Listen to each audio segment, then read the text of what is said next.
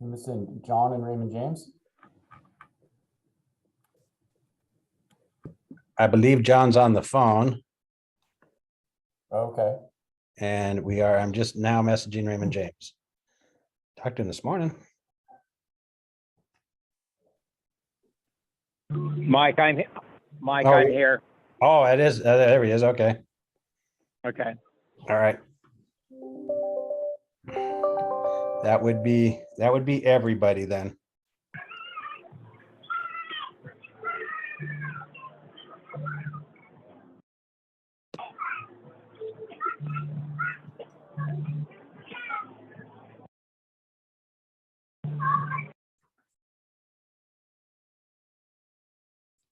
Chair Irwin, you're muted.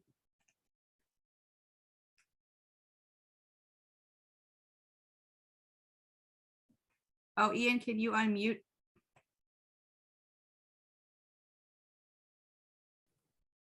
Okay, wonderful. Good evening. Can everybody hear me? That's here. Wonderful. Okay, excellent, excellent. I think someone else is hopefully handling the waiting room. It looks like good. They are. I see most of my fellow directors. Is Director O'Farrell joining us this evening? He's on the phone. Okay, wonderful. Well, very good. Then it looks like everybody's here and we have a quorum. So I will call this meeting to order of the Fair Oaks Recreation Park District Board of Directors, 1403rd Board of Directors meeting. And we will start with the Pledge of Allegiance. If we can get the flag.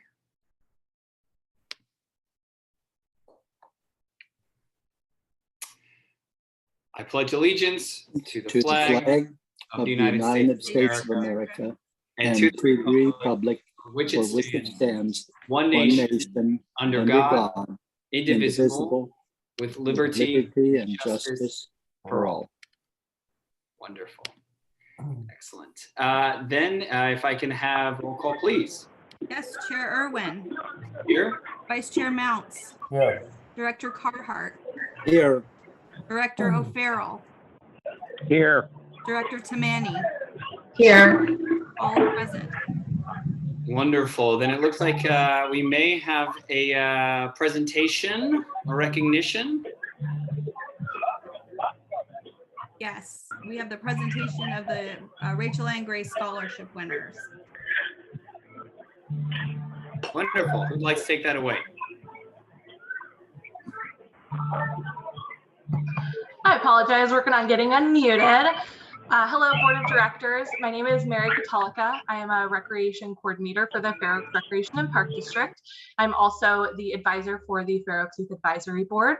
I'd like to start off by saying how fortunate we are to have so many wonderful applicants for the Rachel Ann Gray Memorial Scholarship this year. Chelsea Adams and I had a wonderful time getting to speak with and get to know a couple of students here in Fair Oaks who all just have such wonderful futures ahead of them. So I'd like to first say congratulations to all of the applicants. All of them are going to do so well with all of the journeys that they are about to embark on in the next couple of months. And with that said, I would like to introduce our first scholarship winner, Beatrice Fear. She is the recipient of the $1,500 award. Beatrice is a senior at Bella Vista High School, where she is a scholar athlete for both the varsity field hockey and varsity softball teams. She has participated in community service through church programs, youth camps, and through a sports camp that she organized herself. Her proudest accomplishment is helping students learn on a personal level through tutoring at school and sports. Beatrice will be attending Brigham Young University in the fall in order to pursue a degree in education. And in the future, Beatrice hopes to become a high school teacher and a mother. So thank you, Beatrice. Congratulations. Congratulations, Beatrice. Congratulations. Guys, thank you. Good work. Thank you. I'm very honored to accept this award. Thank you so much. Next up with the $1,000 award, we have Eric Reckers. He was unfortunately not able to be at the meeting tonight.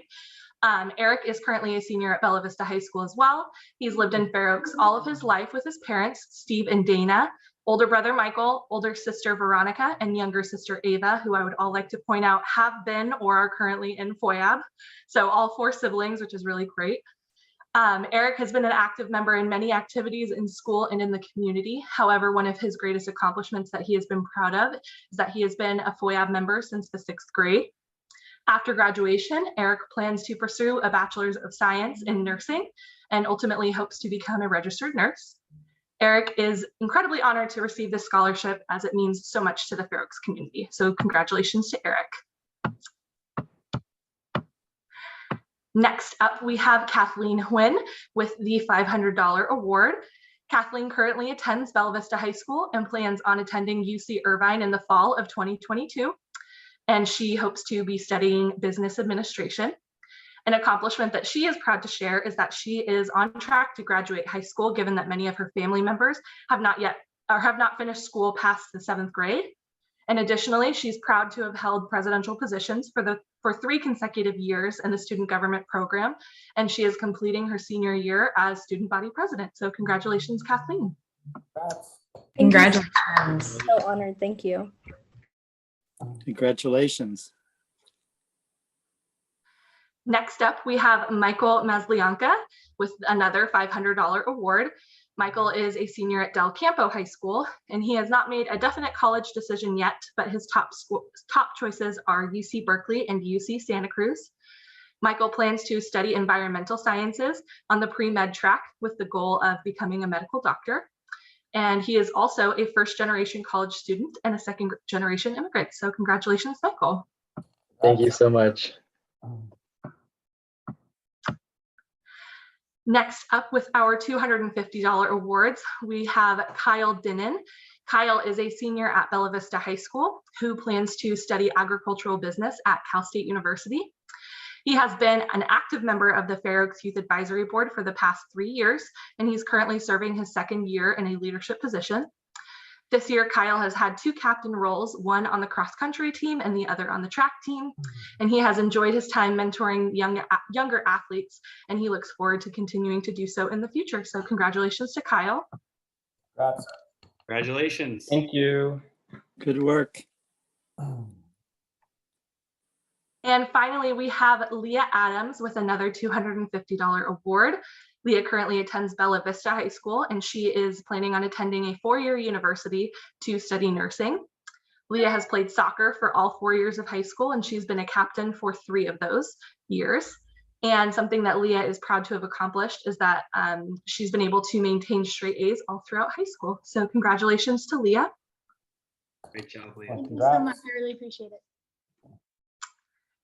And once again, I'd like to congratulate all of the applicants and winners of the Rachel Ann Gray Scholarship. It truly is a very special honor that we get to continue year by year. And as a previous FOIAB member, it's very cool to be in a position to continue to award these scholarships. So thank you to the board and to the district. Good job, everybody.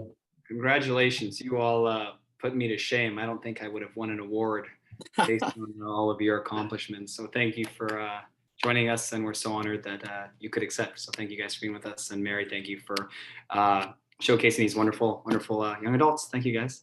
Congratulations to all. Yep, congrats. Wonderful. Okay, moving on. We are going to move into audience public comment on any non-agenda item. So this is the time anyone of you in the community who wishes to address the board on something that is not on our agenda, please know that this is up to 3 minutes. And this is something that we can take action on afterwards, but it will not be a discussion back and forth. Ian, do we have anybody in the queue who's wishing to address the board? Yes, it looks like Here. Dean. Yep, he's raised his hand right there. Looks like he is first on our list. Mr. Waddle. Great. Thank you, board chair, board members, staff. Thank you so much for the opportunity. My name is Dane Wadley. I'm a field coordinator, as we call him, with the California Special Districts Association, essentially CSDA's liaison to special districts in Sacramento County. I just wanted to come on and just congratulate the district on the COVID fiscal relief award that the district received from the state. As you know, I know you know, over about $219,000 in the COVID fiscal relief fund that was made available through the state at the end of last year. This was CSDA is one of the things that CSDA does for special districts, of course, is advocacy in Washington, DC and the state capitol. And this was our primary advocacy priority for the past 2 years. And certainly something that was, kind of focused on providing some assistance to parks and recreation districts, which we knew had a significant impact related to the pandemic. And I don't think I need to tell you guys about that. You obviously are familiar with it, but happy to see that, at least a portion of these funds went to your district and other park and recreation districts and within the county. It's kind of the fruits of everyone's labor is now finally being seen. And then along those same lines then too, I just wanted to thank you from CSDA's perspective for all of your advocacy efforts, because we were, as I said, we were doing a lot of advocacy work with our lobbyists, but we could not have succeeded without our, districts like yourselves, writing those letters, making the phone calls. You guys were certainly one of the, one of our leaders in doing so. And we had both of your state legislators on our legislative coalition, who really helped kind of push this and get it into the state budget last year. Then ultimately, of course, getting the governor to, sign off to and approve that budget, and of course, make the funds available, et cetera. So truly it was a team effort.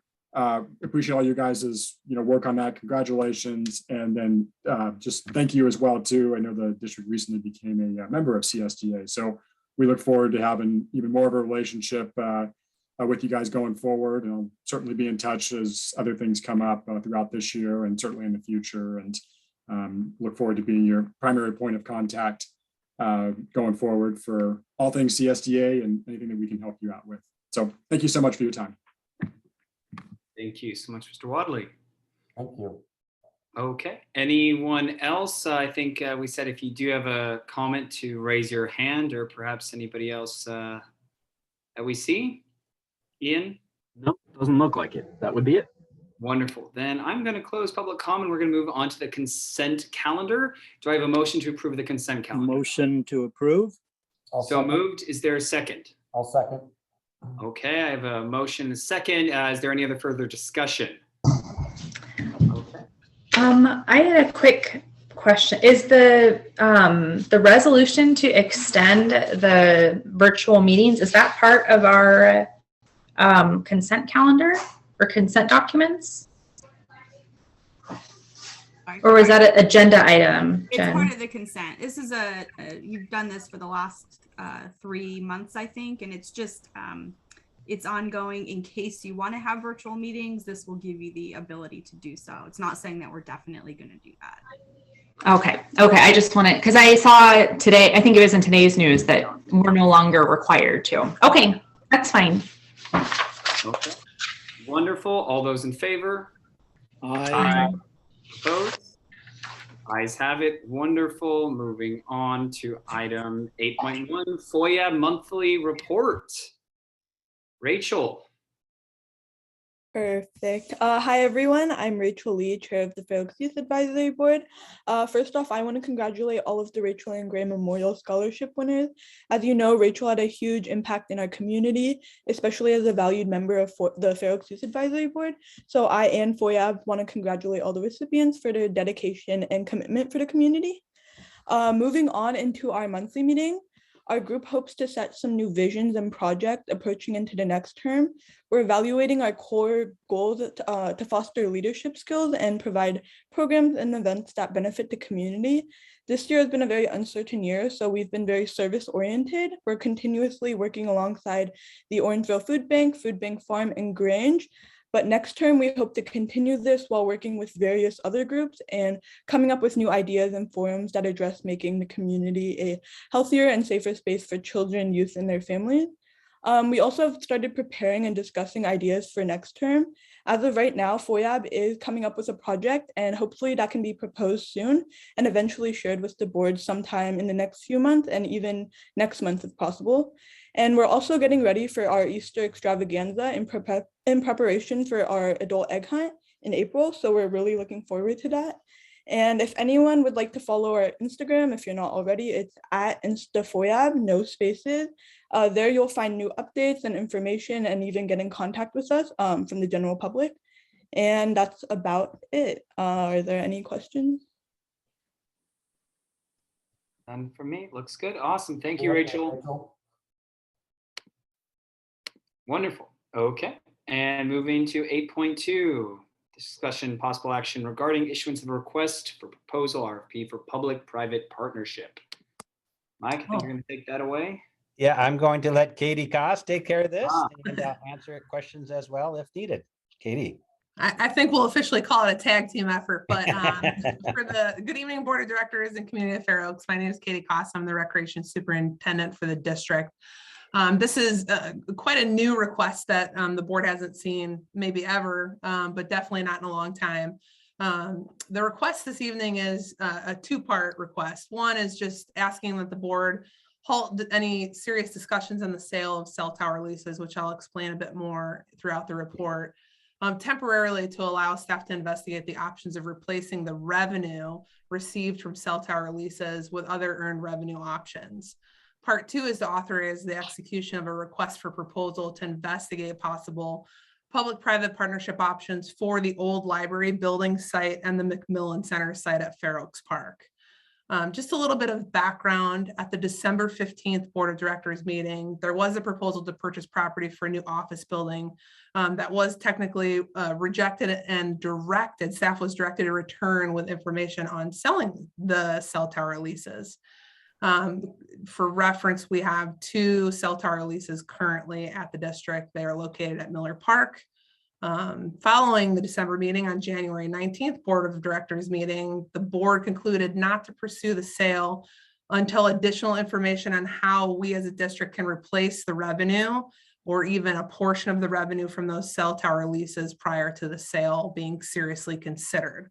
So that's a little bit of background on where we're at so far. Basically, we get approximately $90,000 a year in revenue from the cell towers. That's about $7,500 a month as a point of reference. There was some discussion at the January meeting. Could we possibly cut expenditures, even if it was only half at $45,000? Definitely speaking to as a management team, that would be near impossible to do at this point. In fact, we will be coming back throughout the budget process with increase in expenditures directly related to the arts and entertainment program that is coming.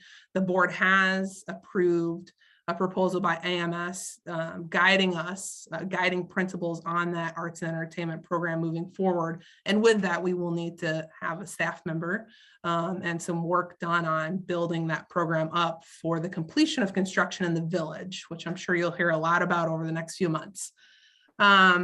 The request to have an RFP for a public-private partnership is to try and obtain creative ideas from businesses and organizations on the potential future of those sites of the old library building and the McMillan Center. We do have samples of RFPs from places like City of Vacaville and some of the other bullet pointed items that I listed as examples, some in Washington. There's an ice cream store or ice cream concept that's really a great one that's been highlighted on Good Morning America as well as other news platforms. That's an example of what you would call a PPP. The benefits of this really is economic development lease agreement or a PPP. It's to possibly enter into a relationship where we can renovate the sites to be utilized for that purpose, possibly build something new through the partnership that can help build a revenue source for the district.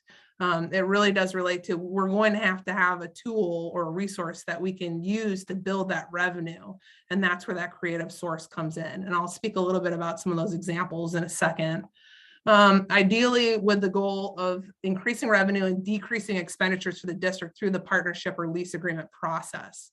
So basically, the partnership may outline somebody else running that site in the district having a revenue share with that. So that's one option. There are many options as we move forward, but we first have to get an RFP out there and get some samples of proposals.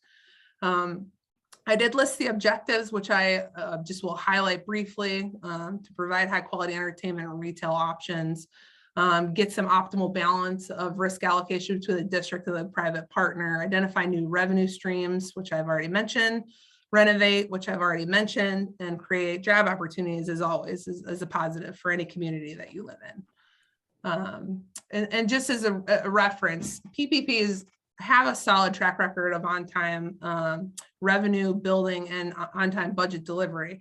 It's just a matter of considering which proposal, once we do receive those, is going to be the best fit for Fair Oaks. And that will be the challenge for us. It does transfer certain risks that we would normally have to take on ourselves if we did the entire project from build or renovation to staffing the concept. And there's definitely some decrease in those risks when somebody else staffs and takes on all of that responsibility. So you can kind of get the idea on the benefits of it. There's always risk with all of those items. And I'm just going to pull up really quick some of those examples to reference for the community. There's Woods Coffee Boulevard Park, which is basically, Woods Coffee is a coffee shop that already existed. Well, then they had an additional site within a park where the building and structure and all of that was owned by that city. However, Woods Coffee came in and participated in the renovation of that project and runs that coffee shop out of there. I'm sure Mike has more information on that, as that's closer to where he's originally from. There's Showplace Ice Cream Parlor, which is another great one. The Golden Scoop is what I was mentioning, which is a great platform of a PPP that also benefits a group of individuals and creates job opportunities for a group of individuals that may not normally get that opportunity. So it's definitely a more detailed proposal that would be great. Ada's Cafe, which again, if you click on these links, you will go to information on exactly what these are if you haven't yet. And then Beer 40, which, depending on opinion, that's that arts and entertainment, the entertainment side of that concept. But the Beer 40 sample is from City of Vacaville, which we do have RFP actual samples from when they went out to RFP for this exact same process.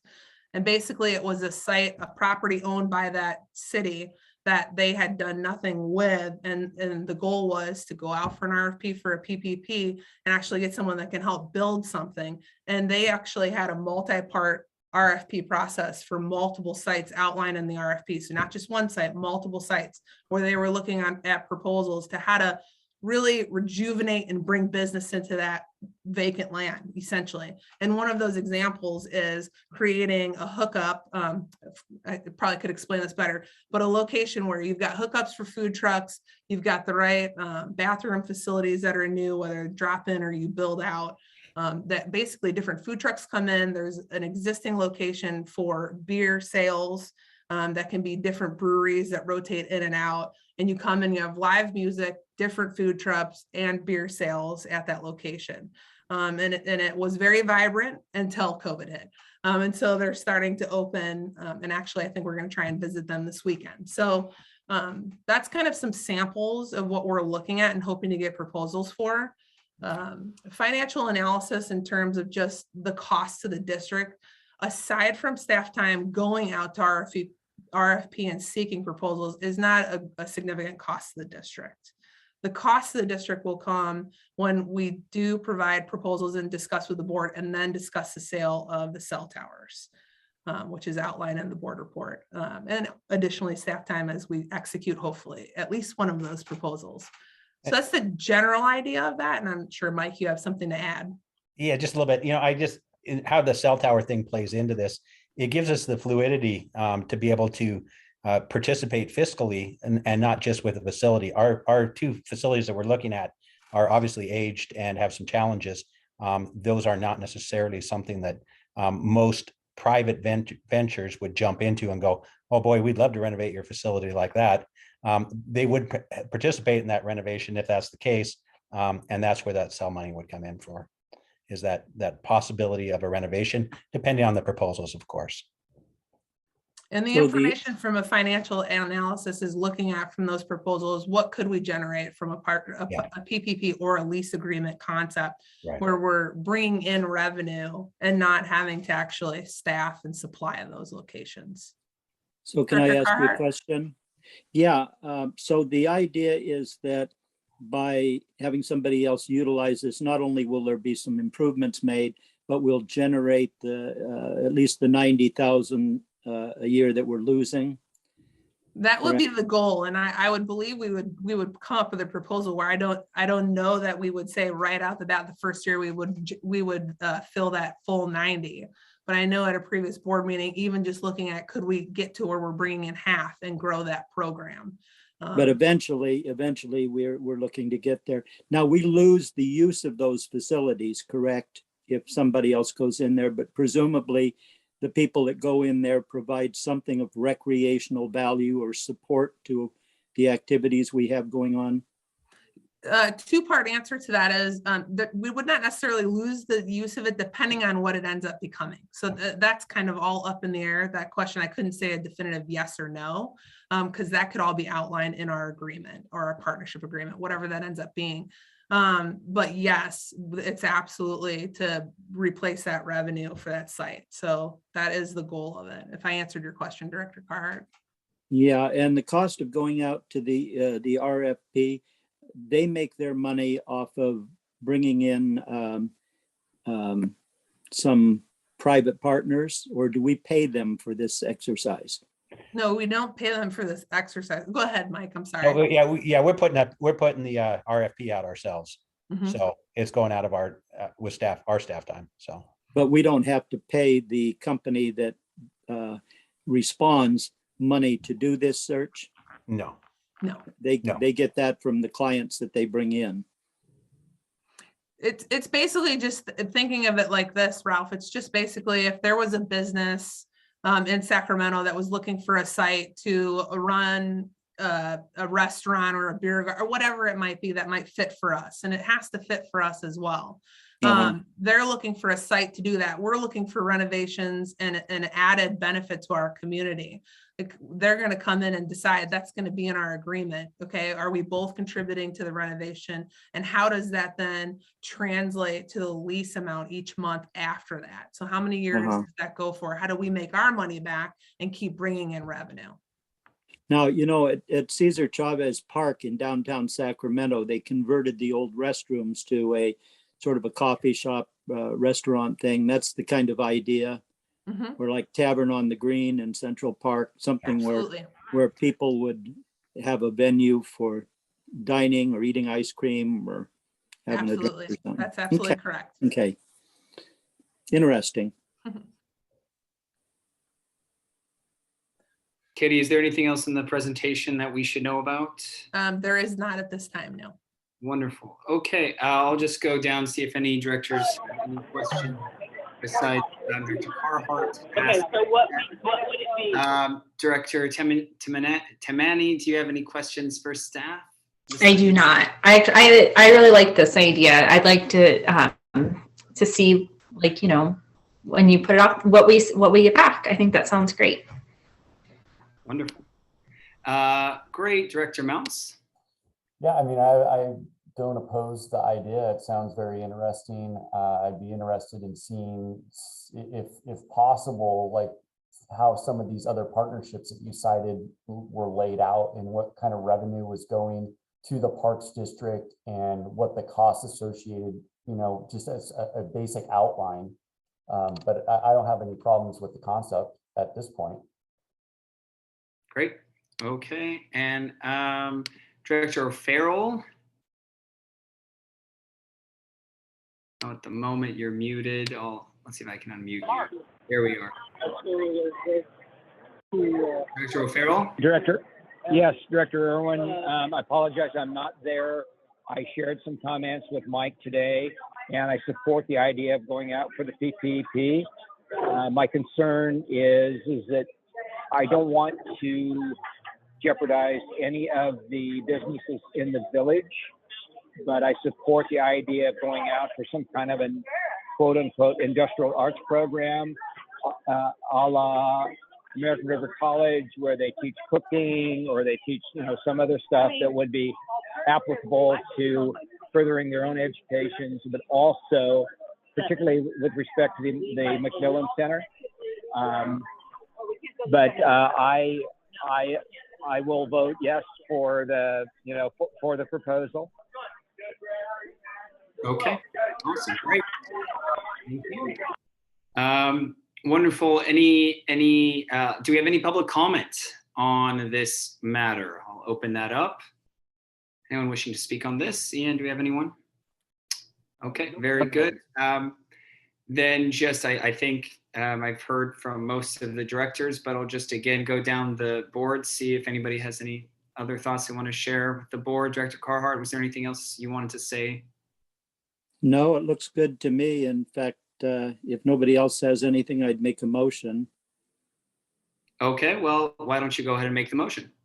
Okay, well, my motion would be to approve the staff recommendation of temporarily putting a hold on the cell tower lease sales and authorizing the execution of the RFP for the possible public-private partnership.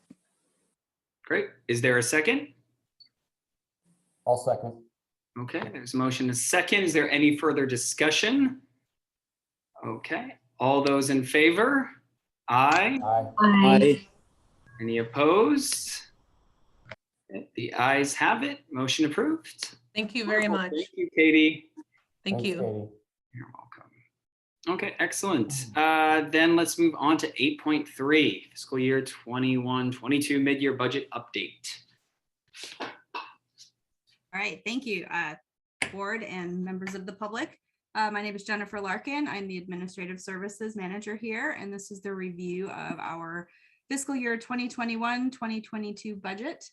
And I'm going to try to share my screen. I have a little PowerPoint presentation instead of the ugly spreadsheet that you all got in your packet. So let's see. Here we go. All right. So we'll just go through this kind of high level review, and then if you have specific questions, we can go into the spreadsheet and look a little more closely. So to review our expenses so far, this has been tabulated through the end of January, so the end of period 7, so a little bit more than halfway through the year. Yeah, I'm sorry.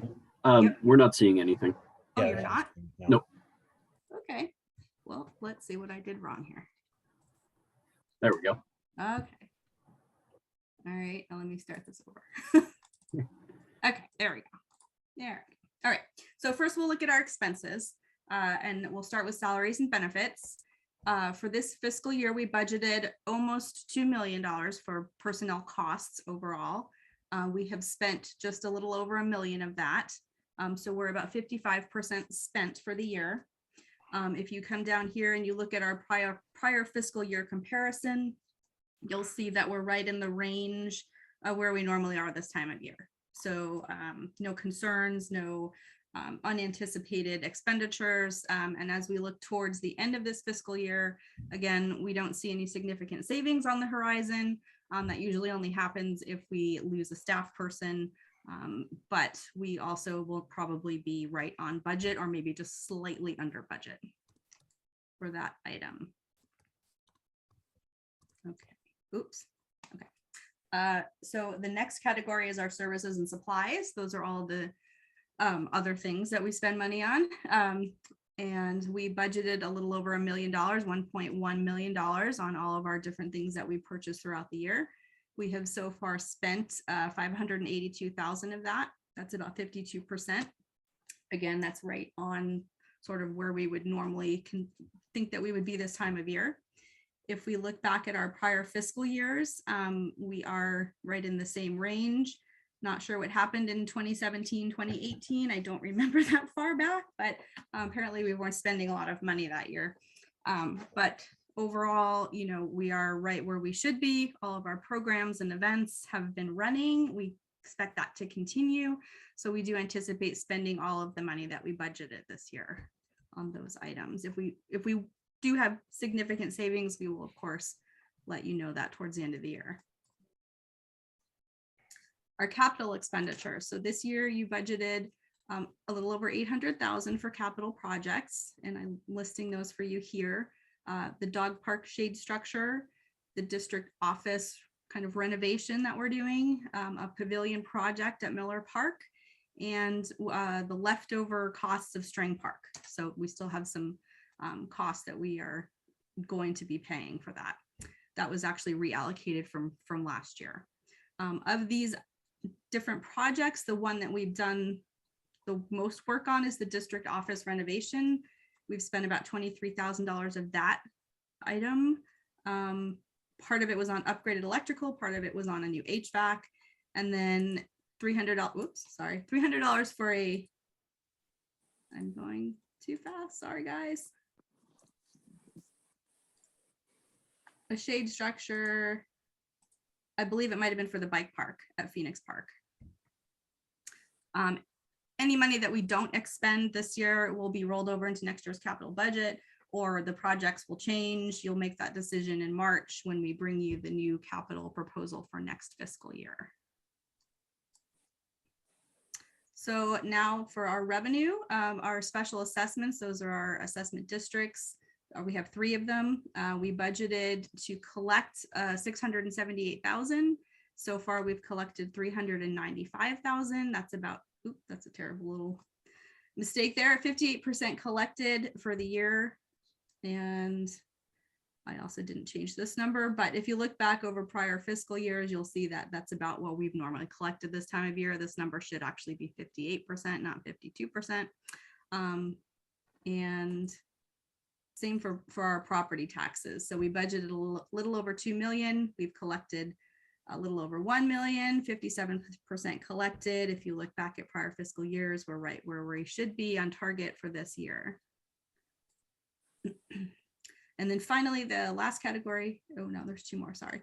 This is our revenue from use of property and money. This includes our interest income, our facility rentals, and our cell tower leases. We budgeted for all 3 of those things, about 144,000 total. We've collected about half of it. Looking back over prior fiscal years, that's a little more than we've normally collected this time of year. That number goes up and down depending on how our facility rentals are doing normally, because that's the largest category. Cell tower leases remains pretty much the same year to year. And then finally, our rec revenue, charges for services, we budgeted about 300,000. We've collected about 118,000. That does not include our January or maybe December holding account. So it's a little lower than it would normally be this time of year. It's about 39% collected. Looking back over prior fiscal years, we're in the range of where we normally are. Our largest revenue producing months are typically spring and early summer. So that number is normally low this time of year. And that is the review. Does anyone have any questions, or would you like to see the more detailed spreadsheet? Nice report. Yeah, I'm good. Does any director have any specific questions? I wanted to ask about the capital expenditures. So we have these 4 capital projects that were budgeted at the amounts in the chart there. Yeah. Totaling about 839,000. Right. Will there be savings from those? And we should pretty much know what the savings will be now, don't we? Yes. So anything that doesn't get completed will be savings, and you can decide then, if you want to reallocate that to those projects for next fiscal year, or take the money and put it into something else. You'll know that at the end of the year. So we won't know this year. Okay, that's my question. Thank you. Great. And just one comment. I think with property values and prices skyrocketing, I think we're doing pretty good on the property tax collections. We've gotten more than half, and that means that's like the December payment. So yeah, we should get at least double what we've got so far. Yes, we will do well. And for next year, I believe the latest information I have was a 4.2% increase year over year. So, and that usually goes up over the year. So that's good for the district, bad for us homeowners. Right. Wonderful. Okay, any other board members with any other questions? Okay, wonderful. Then I think that's just a review and file. So wonderful. Thank you so much, Jen. Appreciate that. Then we'll move on to another review and file, 8.4, Sacramento County Annual Investment Policy of the Pooled Investment Fund for calendar year 2022. Yeah, so each year the County Board of Supervisors adopts a pooled investment policy for the pooled investments in their treasury. They have a finance director that oversees that.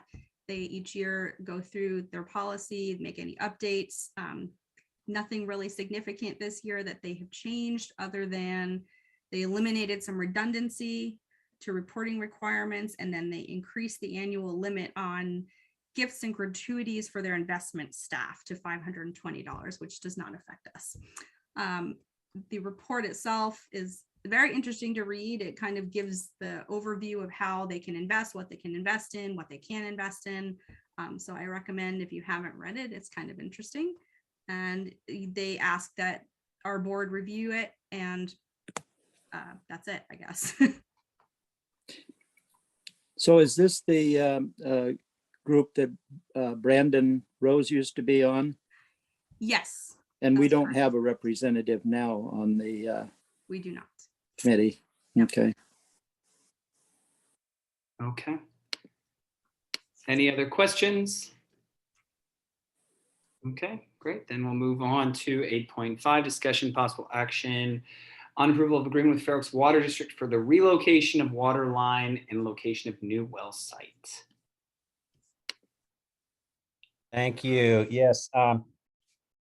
We're requesting that you authorize the district administrator to sign the water pipeline and well site conveyance agreement, which is attached to the board report from staff, with the Fair Oaks Water District, that you would approve that agreement with the Fair Oaks Water District. At your June 16th meeting in 2021, you authorized me to work with the Fair Oaks Water District to create an agreement that would permit the Fair Oak Water District to pay all the expenses to relocate the water line from the community clubhouse parking lot to the public right-of-way in front of the park. And that was important because if that water line had stayed in the park, it was an aging water line. And at some point in time, that line would be dug up and the work that we've done on the park would be compromised. So for the public good and for everything else, it was determined that it would be best to move that water line out into the street. Fair Oaks Water District has agreed to pay that. It is actually something that we would be on the hook for without their participation. And they are paying for it in trade from us for a right to place a well site, preferably in Phoenix Park. If it doesn't work in Phoenix Park, potentially Fair Oaks Park. That location will come back to you. You have to approve it. That's in the agreement. So you will see this come back again for an approved site as we work forward with this project. The work is scheduled to start early April and finish by the end of April for moving the water line. We will then repave the entire street. That's on our dime to repave the entire street, which is part of Sacramento County's requirement. You'll hear more about that later in time, but we will repave that street when we repave the rest of the streets around the park. So it'll be a cold patch until we do the final paving of that street up there. So we're just asking you to get permission to sign this agreement, and then we'll be off and running. Now, one more thing, the Fair Oaks Water District did approve it Monday night at their board meeting. Wonderful. Thanks, Mike. Excellent work, Mike. Yeah. A lot of hard work. Thank you. Yeah. I'll go down if any board of directors have questions. Director Carhart. I think somebody ought to make a motion real quick on this. Maybe you. No other comments. Just good deal. Director Tamani. Do they have any ideas where it would be at Phoenix Park? Or will they not know until they start drilling the holes? Yeah, we're encouraging a couple of locations that we believe will work in the park and have the least amount of impact, yet hopefully still meet the water district's So we're proposing some sites, but it will really depend on them drilling those holes and determine if those sites will work. Okay. I don't have any other questions. Great. Director Mounts. Yeah, my only question, so how large would this footprint be of the possible well site? Do we know? Yeah, the largest it will be is 175 feet by 175 feet. Okay. And there's a typical well site, in the village behind the History Center. There's also another one on the playground at Northridge Elementary. And then, of course, the big one at Madison Place Development there next to Bella Vista. Okay. Yeah, and we have one in our yard too, our maintenance yard currently. Up in Fair Oaks Park. Yeah. You guys are aware there's a big water main that goes right through the middle of Phoenix Park there that belongs to Water District? Mhm. I think there is. Years ago, that was the subject of some negotiations with them. Yeah. Okay. And then I think Director O'Farrell is off the call. I don't have any further questions. Do we have anyone from the community who wishes to speak? Nope. Okay. Wonderful. Public comments closed on this. Any final comments from the board? Wonderful. Then I will entertain a motion. Someone would like to make it? I'd love to make it, but I want to give somebody else the chance. Can the chair make the motion? I would love to make the motion to approve the agreement with Fair Oaks Water District for the relocation of the waterline location of the new well site. Is there a second? I could second that. I would in favor of that. Wonderful. There is a motion and a second. Any further discussion? No. All those in favor? Aye. Aye. Opposed? None. The ayes have it. Motion carries. Great job, team. And then we have a delightful one, 8.6, approval of change order for Cala for design services for the paving of perimeter streets at Village Plaza Park. Yeah, thank you. And this is kind of what I was mentioning earlier with the work that the repaving of the street after we relocate the water line. This is the project that caused us to do all of that. But this would allow us. Right now, this County of Sacramento is requiring us to pave up to the center line of our project, the center line of the road. If you know the roads in the village, you know there's a few sections in there, quite a few sections, that would be very detrimental just to pave up to the center line. It would make it would make more sense to pave the entire road. We met with Sacramento County. They agreed to that proposal at this point in time. They will take on half of the road paving. When we do the paving, we'll actually do it under our contract with our general contractor, and the cost estimations have been done for that second half of the road. So the county will be on the hook for that other half, as well as the design cost. These are the design costs associated with that.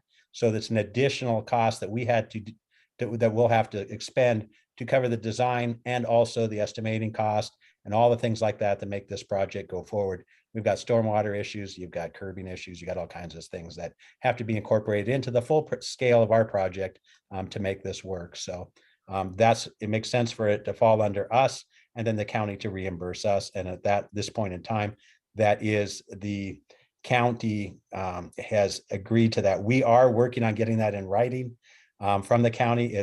We wanted to go out to bid with this full package, knowing that the county would participate in half of this. We do have the word of our county supervisor that this project is going to happen like this. So I feel very comfortable going forward with this change order with Cala to do the engineering and the permitting work necessary to make this project happen.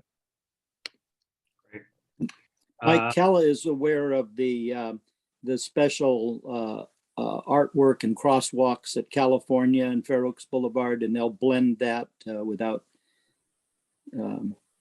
if they do an overlay, it's going to be a little different grade. So yeah, they're aware of that. We walked it with the county's chief engineer, and he was very aware of that artwork, and so they're going to take us. We can put it in the agreement from our contractor too to make certain that is taken care of well.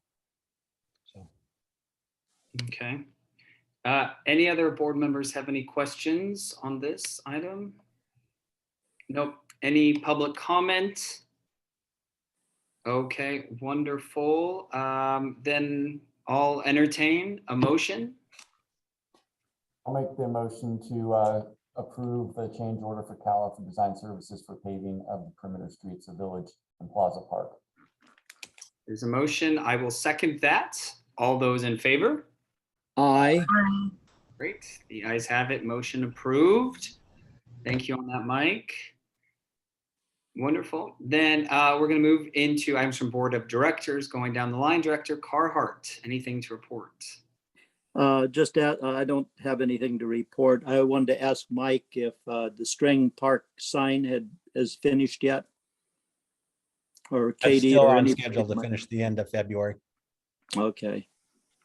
And I don't know, Raymond James, if you want to mention it, but we had the meeting this morning with our project managers on the village projects, and basically we have approved the direction. I guess they're talking about advertising this within probably the next 2 weeks, and the big huge project in the village, and giving it a 45-day advertisement period. They have 6 pre-qualified bidders, 5 of which look pretty solid. 1 they're not quite sure of.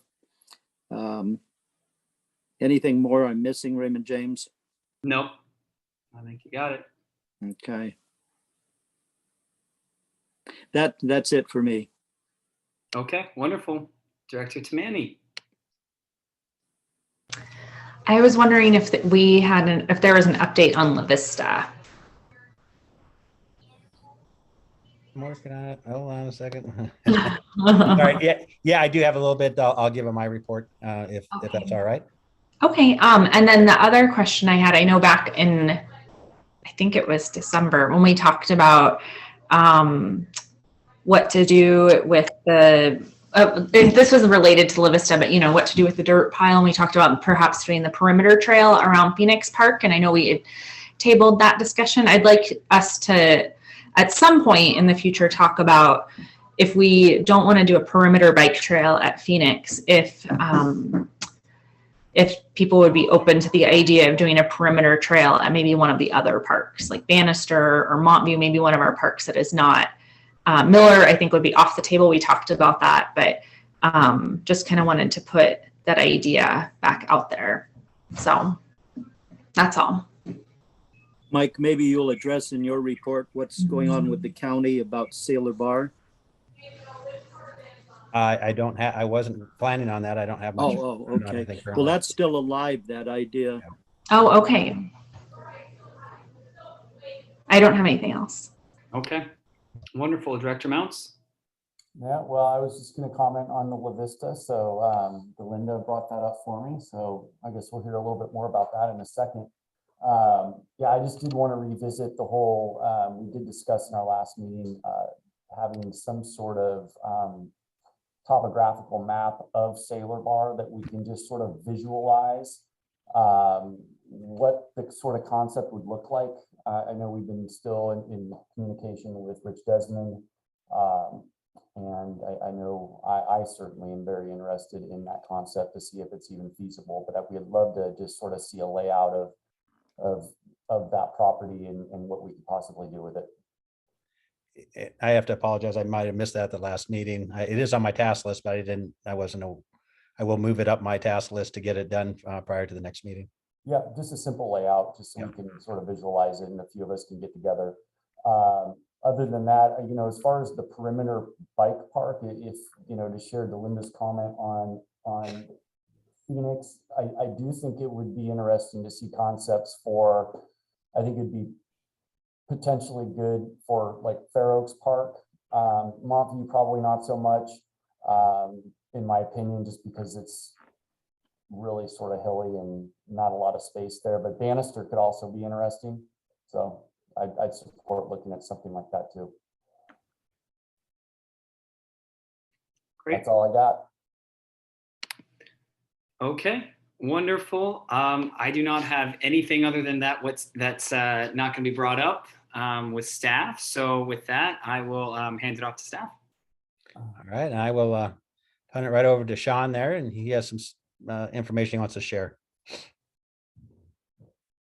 Good evening, Board of Directors. Sean Ventura, Park and Facilities Manager.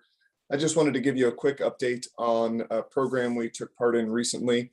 I was notified by the Fair Oaks Water District of a Regional Water Authority rebate program that funded pretty much anybody who applied to buy new hardware or have professional help in installing new hardware in locations.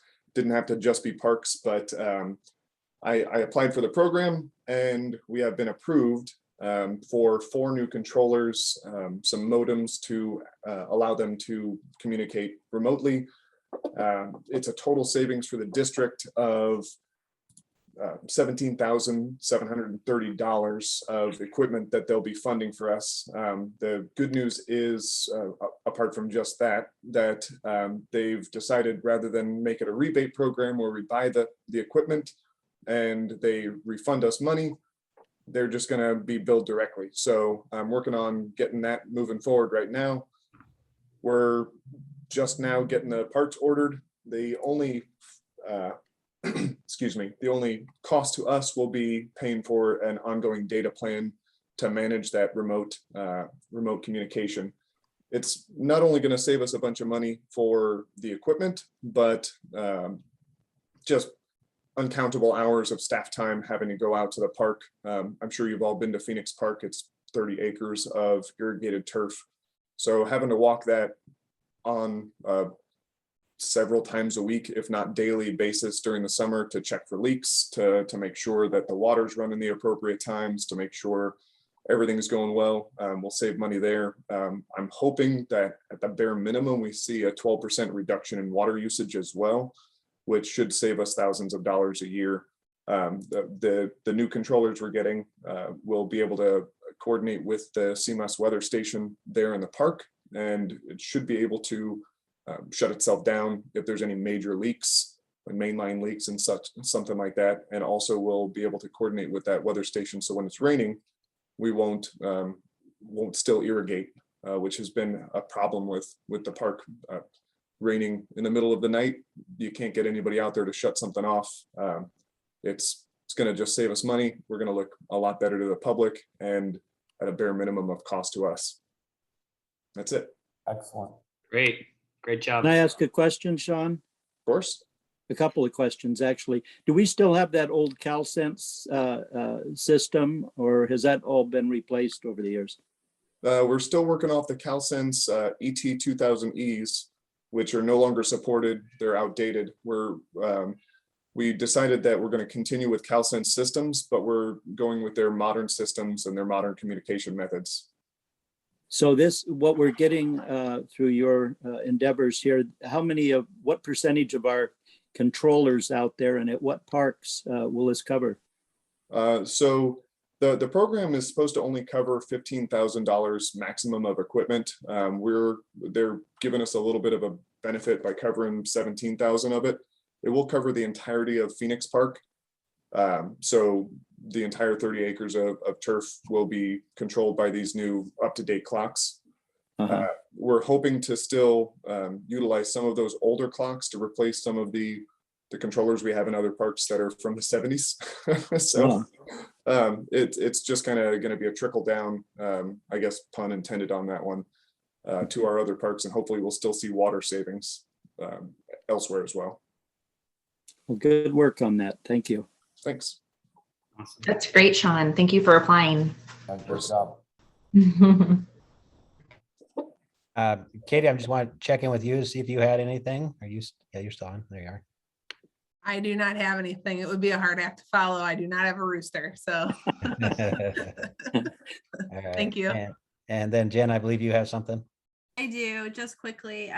You heard from Dean Waddell, can't remember how he said his name, from CSDA earlier. And I just wanted to let you all know, as a board, you are all going to get access to the CSDA webinar and library and all the great resources and information they have. So you'll get an email from me with all your login information. I just want to give you a heads up that that's coming your way. Great. And we just recently joined that organization. We weren't in it before. We've never been able to afford it. So we use some of the money that they helped to get us by joining. Great. Wonderful. Okay, and then a couple of things I have. I'm going to try and share this document. We'll see if I can get this on where you can see it. Screen 2. You should be seeing the document now. Yep. Okay, and so this is your time frame for bidding. This is what we had worked on this morning with Director Carhart and Chairman Irwin to basically get this time frame roughly figured out. And this is the first draft of that time frame. The plan right now is to go out to bid February 22nd. So that's Tuesday. We would only be advertising to our pre-qualifications, which we have 6 of. That's a good thing. And then we'll be doing a bid walk on March 2nd with the potential bidders, and they'll be going over the site and asking and having questions answered. We'll then issue the bid documents to them on March 3rd, and then some requests for information and stuff will happen during that time. Then we'll actually open the bids on April 12th. That's the time frame right now. The board would need to award those. Excuse me for a second. Let's see. The board would need to approve those that awarded bid, and so that would be at your April meeting. And then we would give a notice to proceed on the 15th of April. And realistically, we're just going to start with construction on April 22nd at this point in time, with a completion date, hopefully October of 2023. So that's the current timeline that we have. I can answer any questions that you might have on that.